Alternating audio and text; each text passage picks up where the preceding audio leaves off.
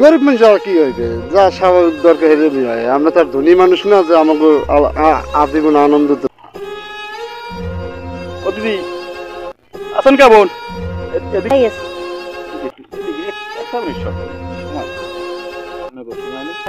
ভালোই আছে। দিদি এ মাছ ওড়ে কেমন? ওটা মোটামুটি খারাপ। কেমন চলতেছে আপনাদের জীবনযাপন কেমন চলে?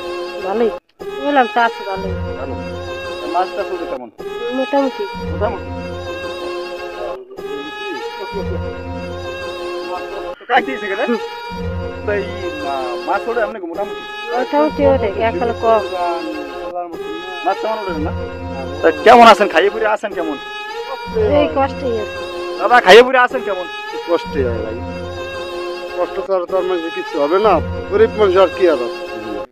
হ্যাঁ, কষ্ট ছাড়া কেউ কি সুখ দিতে পারে? যার যা সুখ এই তো তৈরি করে নেওয়া লাগে। মাছ তো এখন বেশি ওড়ে না মনে হয় না? না না, এরকম মাছ ওঠে না। আর এক কথা, আমাকে একটু কষ্ট করে চলা লাগে। বর্ষা সিজন সামনে আইতে আছে, সাহায্য সময় অনেকে করে, কেউ করে না। এই তো মানুষের দুনিয়া ইতিহাসে এরকমই চলতেছে। তো এই যে আপনারা নদীর ভিতরে যে থাকেন দাদা, এতে কোনো সাহায্য সহযোগিতা কোনো পান কি নাকি? সাহায্য সময় বলতে কিছুই দেয় না, এটা বলতে হবে না। না, আপনাদের এই জীবনে সারাদিন এই কাজকর্ম করে চলতে হয়?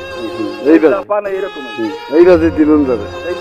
হ্যাঁ, এরকমই। ওই যে সময় মানে ইয়া ছাড়া কোনো আপনাকেও কিছু পান টান না, তো জীবনে মোটামুটি আর কি চলতেছে কোনো রকম। এই যে গরিব মানুষ আর কি হইবে, যা স্বাভাবিক দরকার হেরে হয়। আমরা তার ধনী মানুষ না যে আমাকে আজীবন আনন্দতে থাকতে হবে। আমাকে এই সময় কষ্ট করতে, এই সময় রান্না করতে, এরকমই জীবন। আচ্ছা যাই হোক, দুনিয়াটা এছাড়া তো আর কিচ্ছু নেই। কারণ আজকে সুখ, কালকে শান্তি, এরকমই। এই যে রাত হয়। সম্মানিত বন্ধুরা, আসসালামু আলাইকুম। আসলে এই যে যারা আছেন নদীর পাশে, যারা মানে মাছ ধরে কোনো রকম জীবনযাপন করে, আসলে তাদের জীবন কিন্তু খুব এই কষ্টের। যাই হোক, তো এরা আসলে সাহায্য সহযোগিতা পায় কিনা জানি না। তো যদি এরা সাহায্য সহযোগিতা যদি পায়, যদি সাহায্য সহযোগিতা যদি পায়, তাহলে কিন্তু আসলে এক জীবন কিন্তু চলতে অনেক সহজ হইতো। তো এরা কিন্তু জীবনযাপন করতেছে কিন্তু খুব কষ্টের সহিতে, কিন্তু খুব জীবনযাপন করতেছে। তো যারা আছেন আসলে সকলে এদের দৃষ্টি একটু খেয়াল করবেন, যাতে সাহায্য সহযোগিতা পায় এবং জীবন যাতে সুন্দর মতো চলাফেরা করতে পারে। ঠিক আছে দাদা, কষ্ট দিলাম। ভালো থাকেন দাদা। আচ্ছা, আল্লাহ আল্লাহ হাফেজ। ওকে দাদা, তো ভালো থাকেন না।